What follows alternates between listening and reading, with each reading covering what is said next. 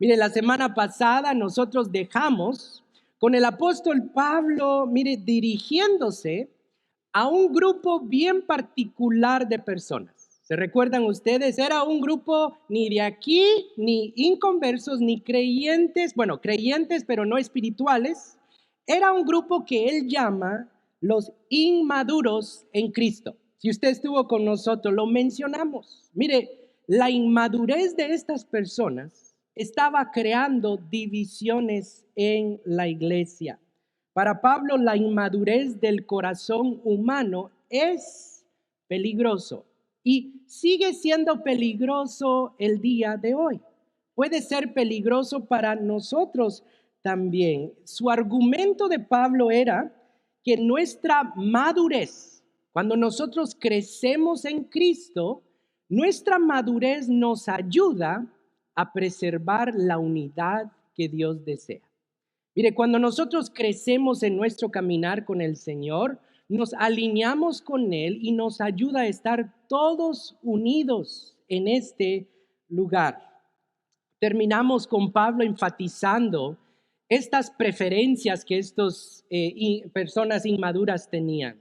Solo para recordarle, mire el versículo 4 del capítulo 3 estamos. Versículo 4 dice así. Dice, cuando uno afirma, yo sigo a Pablo y otro, yo sigo a Apolos, no es porque están actuando con criterios humanos, hermano. En otras palabras, no están actuando ustedes inmaduros cuando piensan de esta forma. Y la respuesta es obviamente sí. Mire, había inmadurez en este lugar.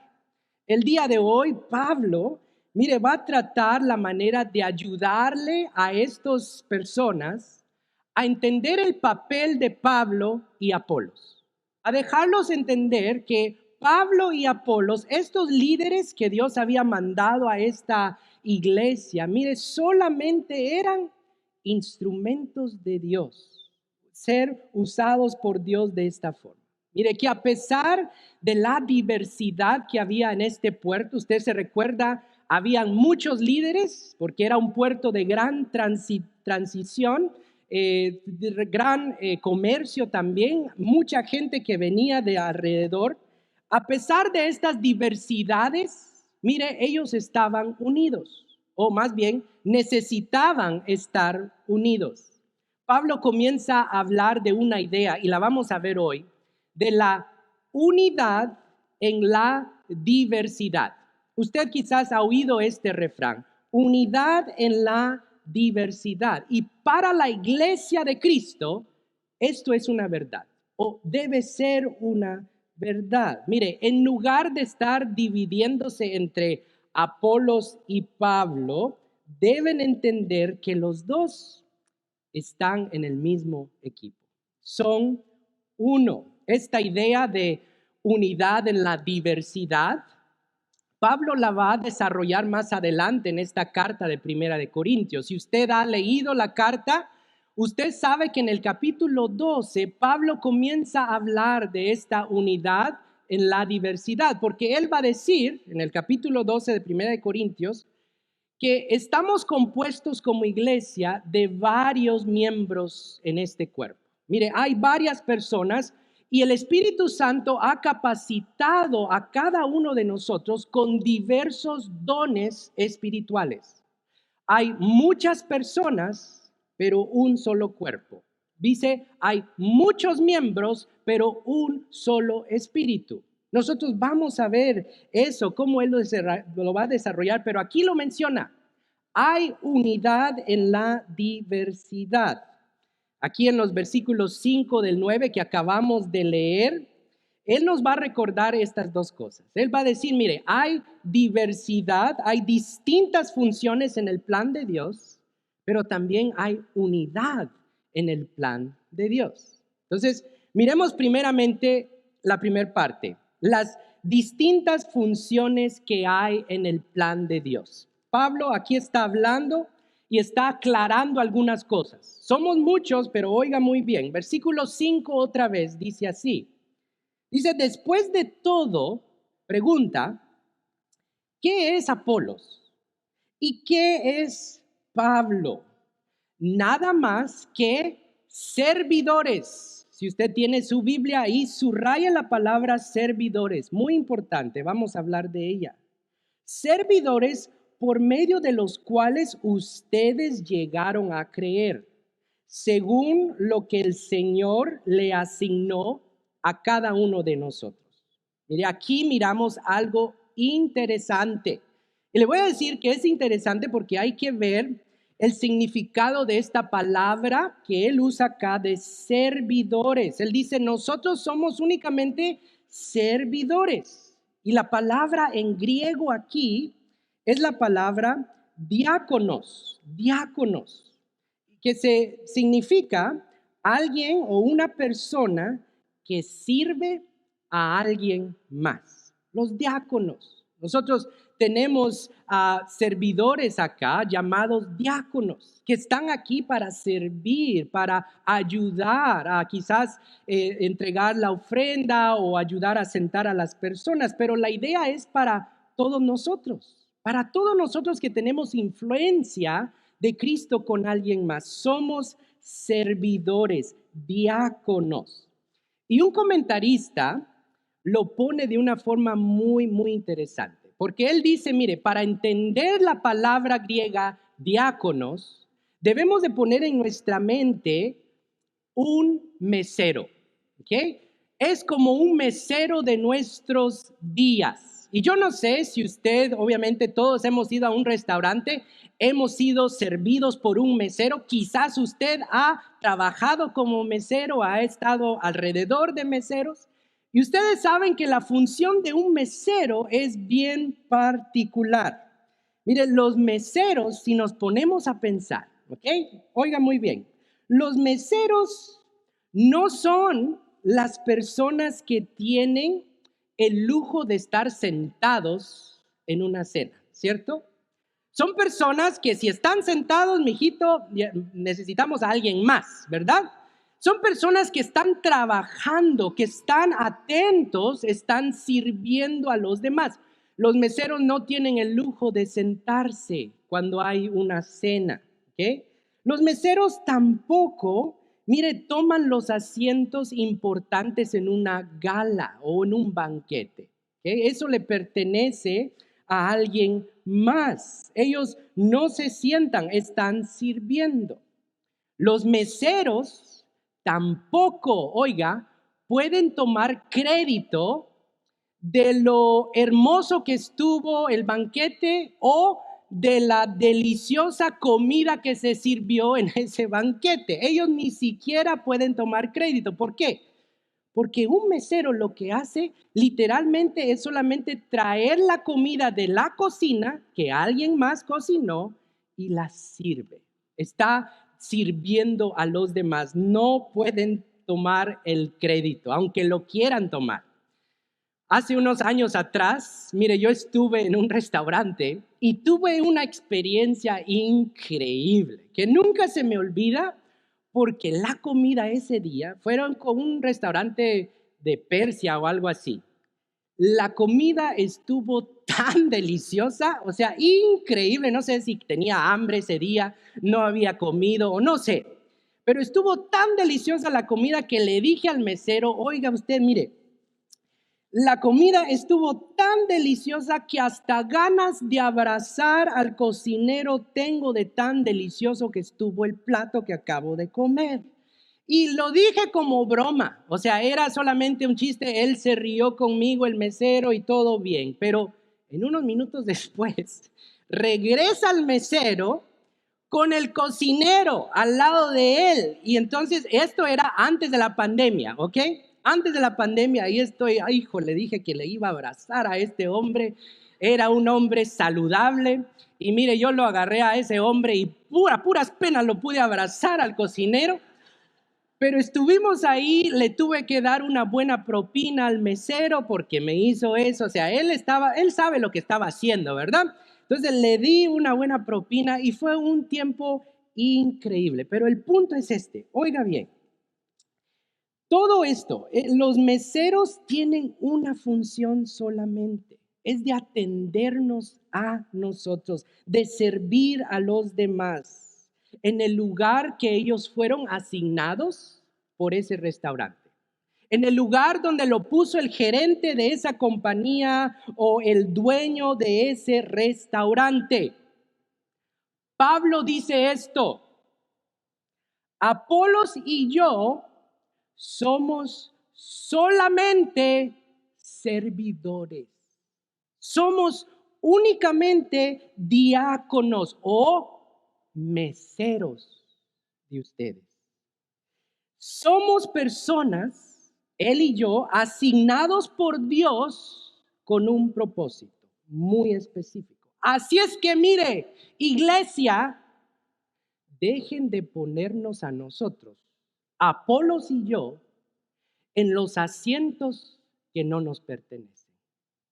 Dejen de mirarnos a nosotros y darnos el crédito a nosotros como si fuéramos los dueños y propietarios de sus propias vidas, porque no lo somos.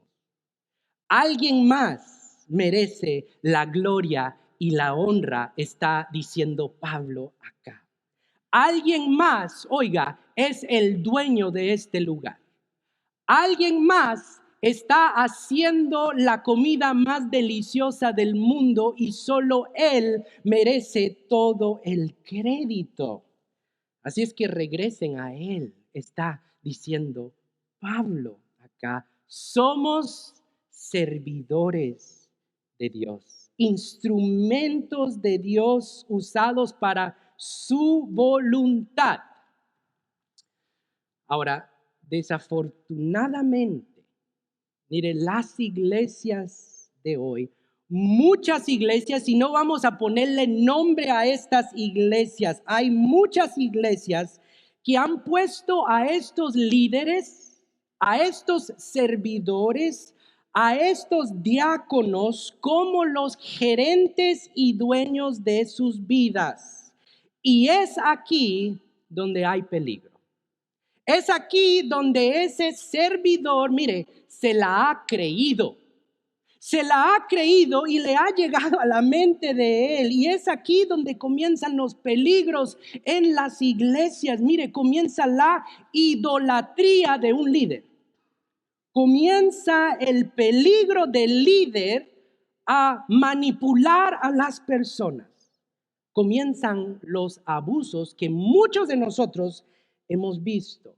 Comienza el control de estas personas. Comienza también la culpabilidad sobre la congregación. Mucho cuidado de cambiar la función de un servidor por algo que no es. Mucho cuidado, mire, de confundir confundir a los servidores por algo que no son, que no tienen el control. Aquí nosotros, mire, servimos. Si usted es servidor en esta iglesia o es líder en esta iglesia, nosotros no servimos por el dinero. Aquí nosotros no servimos por la propina. Aquí no servimos nosotros para estar bien con el dueño tampoco, porque ¿quién somos nosotros? Aquí servimos por amor a Él. Aquí servimos por lo que Cristo ha hecho por nosotros. Es este amor que causa en nosotros gratitud para Él y amor a los demás. Pablo dice, mire, si estamos de esta forma, si tenemos al dueño como el dueño, vamos a dejar de dividirnos. Él es el que merece la gloria. Aquí nosotros no somos nada. Él es el dueño de todo lo que nosotros tenemos. ¿Cuántos dicen amén?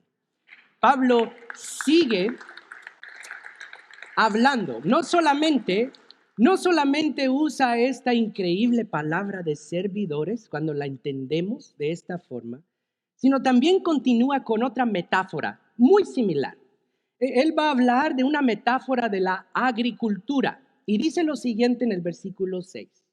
Dice así: yo sembré, Apolos regó, pero Dios ha dado el crecimiento. Así que no cuenta ni el que siembra ni el que riega, sino solo Dios. Aquí está la misma idea, solo que en una ilustración distinta. ¿Quién es el que hace crecer todo?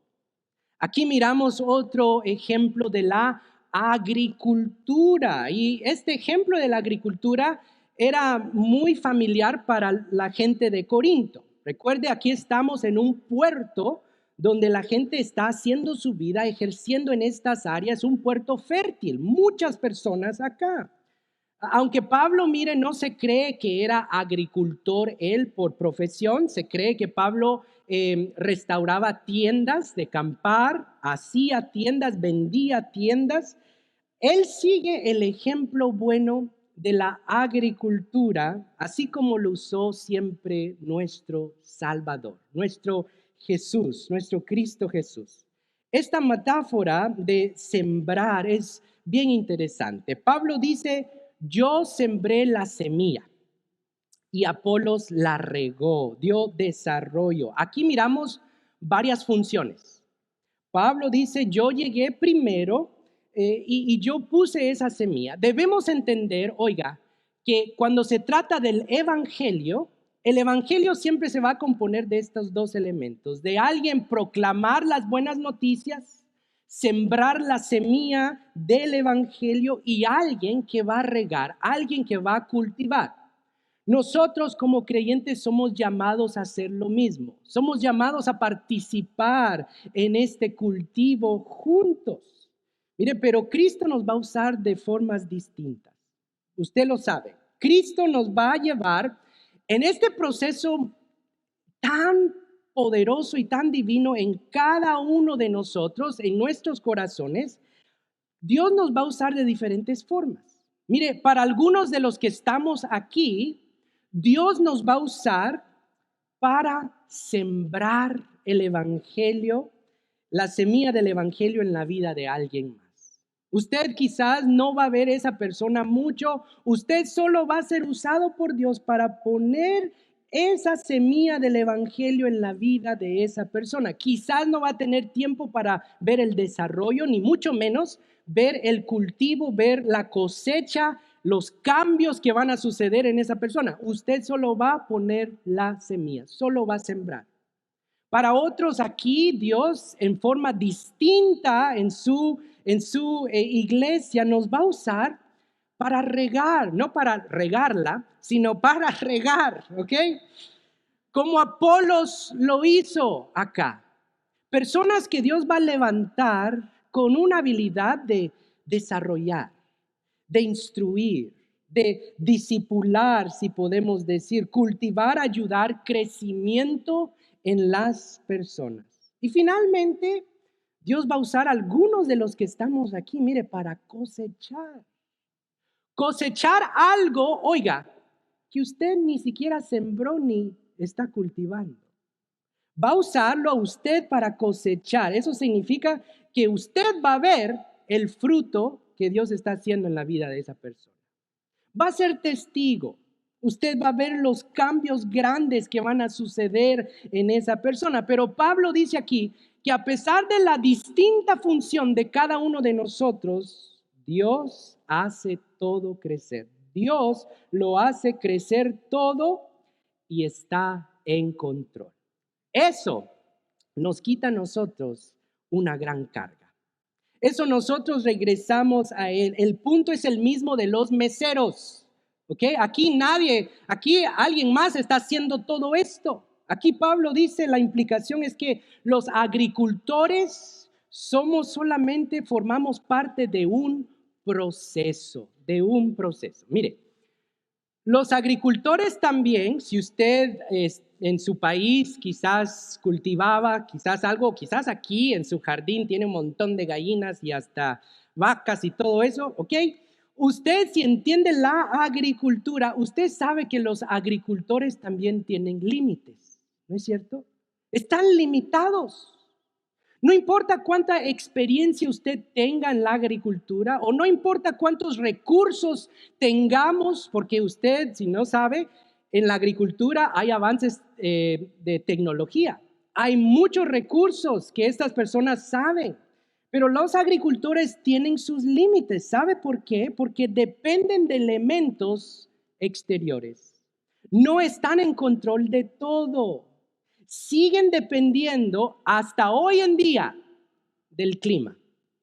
Siguen dependiendo del tiempo. Y el clima, ¿quién lo puede entender? O sea, si usted estuvo aquí el mes pasado, en febrero, usted vio la sorpresa que pegó a todo el estado de Texas. Un clima que nunca se ha visto en años. Mire, los agricultores dependen de un clima bueno. Mire, sin Dios, la semilla no puede germinar. Así es que usted mueva hacia un lado. Sin Dios, la riega es en vano. Sin Dios no hay cosecha. La parábola del sembrador, usted sabe que Jesús usa también en Mateo capítulo 13, nos muestra que hay un montón de interferencias que pueden suceder con esa semilla. ¿Se recuerdan de dónde cae esa tierra? Y Jesús habla que vienen los pajaritos y la pueden comer, viene el sol y la puede secar. Hay varios elementos. Mire, aquí a pesar de nuestras interferencias, a pesar de nuestros limitantes como agricultores, mire, si Dios quiere que la semilla crezca, va a crecer. Porque otra vez se trata de Él. Si Dios quiere hacer su obra, la va a hacer. El evangelio va a seguir adelante. Jesús menciona algo bien interesante de esto. Jesús menciona esta parábola misteriosa de la semilla del evangelio. Yo quiero que usted la vea acá. Marcos capítulo 4, 26 al 29 dice así. Jesús hablando. Dice, Jesús continuó.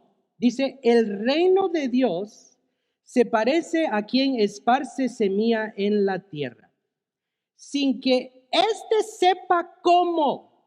Muchas veces no sabemos cómo Dios trabaja, sin que éste sepa cómo, dice, y ya sea que duerma o esté despierto este individuo, día y noche brota y crece la semilla.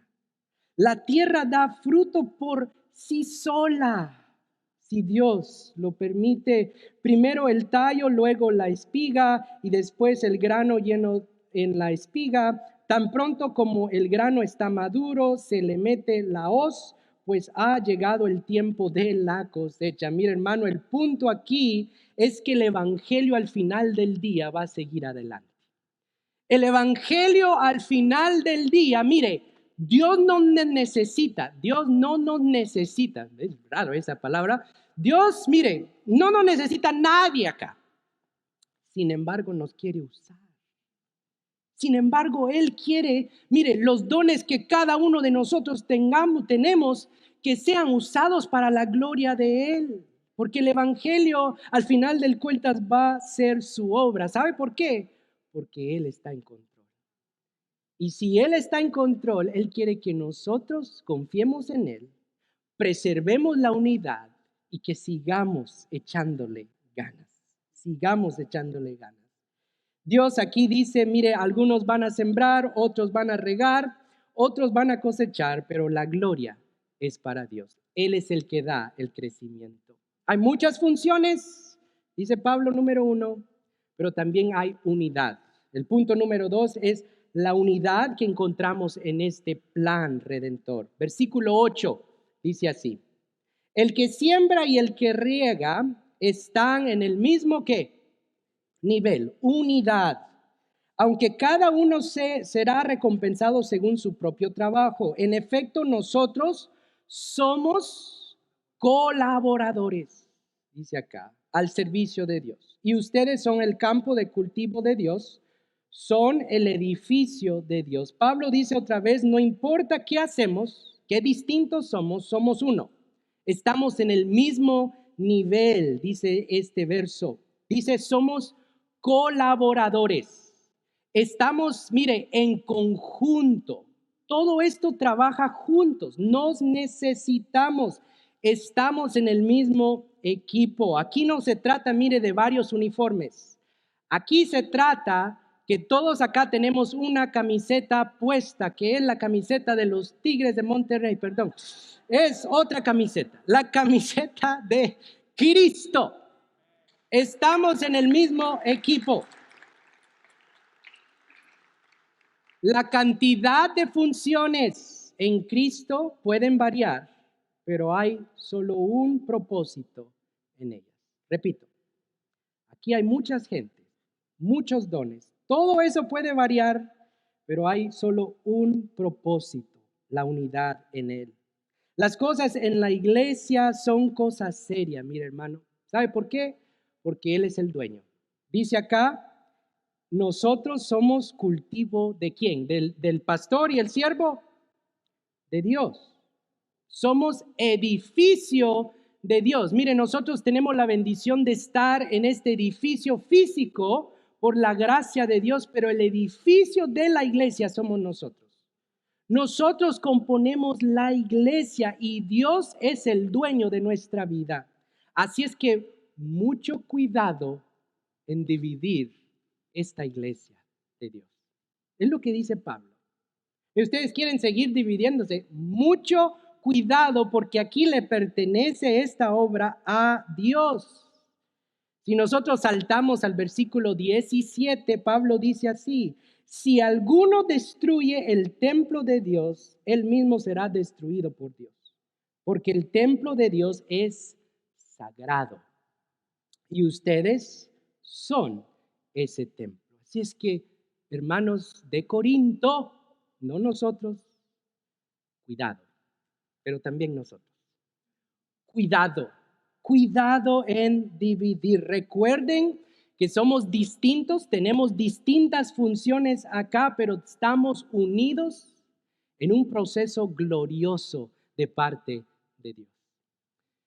Charles Spurgeon, un predicador increíble, el gran predicador, dijo lo siguiente de la iglesia de Dios. Y mire cómo describe la iglesia. Dice: nosotros somos un huerto cercado todo alrededor, elegido este huerto y convertido en tierra muy especial. Una pequeña parcela con vallas de gracia proveniente del vasto desierto del mundo. Mire, la iglesia es única. Si estamos en Cristo Jesús, mire, Jesús nos llama la luz del mundo. Somos personas elegidas, convertidas en algo especial. Todo estaba desierto. No había vida, pero Dios, por su gracia y su soberanía, nos ha dado vida en Él. Somos ahora tierra fértil. Somos la iglesia del Dios vivo, la iglesia local. Mire, está cultivando algo hermoso. Usted y yo somos parte de ese proceso. Usted puede decir: pastor, yo no sé nada del evangelio. Sí, usted sabe. Si Dios ha transformado su vida, Dios lo quiere usar a usted. Si usted antes no podía ver, pero ahora por un milagro ve su pecado, se siente mal por su pecado, está apreciando lo que Dios hizo por su vida, usted tiene un testimonio para hablar y declarar y expander, sembrar semilla, cultivar semilla y cosecharla. Hermano, todos estamos en este proceso. Dios nos quiere usar. Y mire, nos necesitamos todos. Este mismo gran predicador termina de esta forma. Dice: ¿cómo puedo plantar con éxito si mi asistente no riega lo que yo he plantado? Dice: ¿o de qué sirve que yo riegue si no hay nada plantado? Si no hay semilla que alguien pueda proclamar. Dice: la agricultura se echa a perder cuando personas insensatas se ocupan de ella y disputan al respecto, se dividen al respecto, pues desde la siembra hasta la cosecha, la obra es una. Dice: y todo debe hacerse con un fin. El punto, hermano, es este: nos necesitamos. Somos uno en este lugar. Pablo está diciendo acá, miren, dejen de desviarse. Aquí no somos nada. Aquí Dios es el que hace el crecimiento. Aquí Dios es el Dios de todo lo que nosotros vemos. Así es que ánimo. Sigamos adelante. Edifiquemos como Dios desea en este lugar. Mire, como pastor en este lugar ya 4 años. Por la gracia de Dios en esta temporada aún de pandemia, siempre hemos visto la mano poderosa obrar semana tras semana. Y yo sé que muchos acá Dios ha transformado sus vidas. Y mire, nosotros estamos confiando que Él va a seguir usando, no a nosotros no somos nada, va a seguir usando a cada uno de nosotros para sembrar, para regar, para cosechar, para la gloria de Él. Mire, nosotros somos parte de un gran equipo que seguirá, este evangelio va a seguir después que todos aquí en este cuarto, mire, si Dios no regresa, vamos a estar muertos, el evangelio va a seguir. Si es que siga usted sembrando, no caiga. Sigue usted, mire, regando. Aunque usted no vea la cosecha, siga usted siendo fiel, trabajando para Él, porque el trabajo en Dios no es en vano. Él ve todo. Así es que ánimo, sigamos adelante.